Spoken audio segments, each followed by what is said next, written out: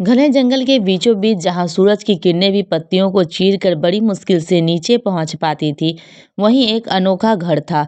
मिट्टी, लकड़ी और बांस से बना हुआ यह घर किसी साधारण परिवार का नहीं था। इसमें रहती थी दो बहनें, आर्या और परी। आर्या बड़ी शांत थी, शांत, समझदार और हिम्मत वाली। परी छोटी थी, चंचल, हंसमुख और सपनों से भरी। दोनों बचपन से ही जंगल के किनारे रहते थे। पर जब उनके माता पिता एक लंबे सफर पर निकल गए और लौट कर नहीं आए, तब इन दोनों ने खुद को संभालने का फैसला किया। आर्या ने कहा था, अगर हम हिम्मत नहीं हारोगी तो जंगल भी हमारा दोस्त बन जाएगा। और सचमुच ऐसा ही हुआ। दोनों बहनों ने जंगल में मौजूद चीजों का उपयोग करके अपना घर बनाया। बांस की दीवारें, ऊपर पत्तों की छत और फर्श पर बिछे सूखे पत्ते। परी ने घर के बीचों बीच रंग बिरंगे फूल लगाए। आर्या ने छोटे छोटे खिड़कियों वाले लकड़ी के दरवाजे बनाए, जिससे धूप छनकर आती थी। उनका घर ऐसा लगता था मानो प्रकृति ने खुद इसे हाथों से सजाया हो। धीरे धीरे जंगल के जानवर और पक्षी भी उनके साथी बन गए। सुबह सुबह मोर आकर नाचता तो शाम को हिरन उनके पास पानी पीने आते, तो तोते उनकी बातें सुनकर चहक कर जवाब देते। परी के हाथ में रहने वाले दो सफेद खरगोश तो उनके घर का हिस्सा बन गए थे। आर्या अक्सर हंसते हुए कहती, परी, यह खरगोश तुम्हारे पीछे ऐसे चलते हैं जैसे तुम इनकी रानी हो। परी खिलखिलाकर कहती, क्योंकि जंगल में असली राज तो प्यार का होता है। लेकिन जंगल में रहना हमेशा आसान नहीं था। कभी मौसम अचानक बदल जाता तो कभी रात को जंगली जानवरों की आवाजें डराती, कभी खाने की कमी हो जाती। एक दिन भयंकर आंधी आई, छत का एक हिस्सा उड़ गया, बांस की दीवारें हिल गई। परी डर गई और बोली, दीदी, क्या हम यहाँ टिक पाएंगे?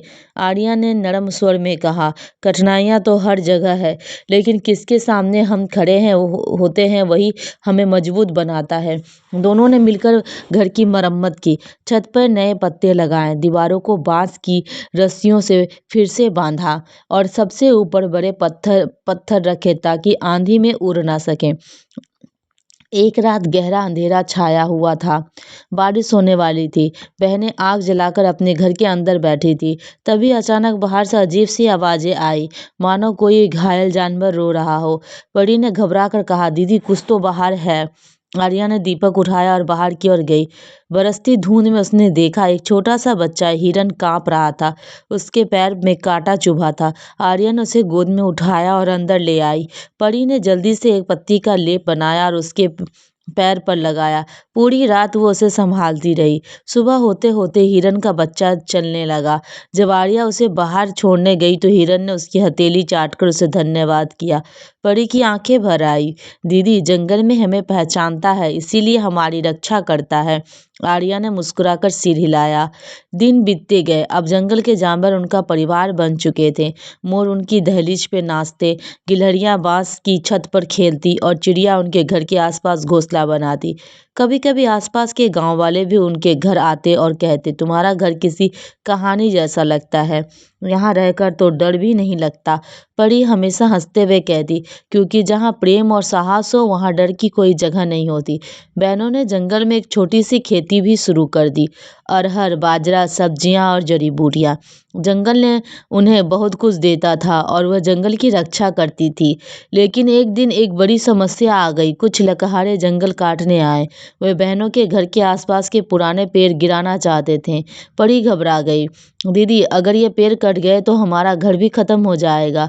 आर्या ने हिम्मत जुटाई। वो गांव वालों को बुलाने गई। गांव ने के बुजुर्ग, कुछ महिलाएं और बच्चे उनके साथ आए। सबने मिलकर लकहारों को समझाया, ये जंगल हमें जीने देता है, हमें हवा, पानी, फल पाते हैं। इसे काटोगे तो खुद ही नुकसान करोगे। इसी बीच वह हिरन, उसे बहनों ने बचाया था, अपने झुंड के साथ वहां आया। लकहारे यह दृश्य देखकर हैरान रह गए। बुजुर्ग बोले, देखो, ये जंगल सिर्फ पेड़ों का ही नहीं, ये जीवों का घर है और इन दो बहनों की दुनिया। लकहारों ने पेड़ों को ना काटने का वादा किया और वह लौट गए। परी खुशी से आर्या के गले लग गई। दीदी, हम जीत गए, हमारा घर बच गया। आर्या ने आकाश की ओर देखा। जंगल के पत्तों के बीच से सूरज की किरणें उन पर पड़ रही थी, मानो प्रकृति खुद उन्हें आशीर्वाद दे रही हो। अब जंगल में दोनों बहनों का घर और भी सुंदर बन चुका था। वह सिर्फ दो बहनें नहीं थी, वो जंगल की रक्षक थी, प्रकृति की बेटियां थी। उनका घर आज भी जंगल की गोद में खड़ा है, बांस की मिट्टी का, परिवार के प्यार का और साहस की रोशनी से चमकता हुआ।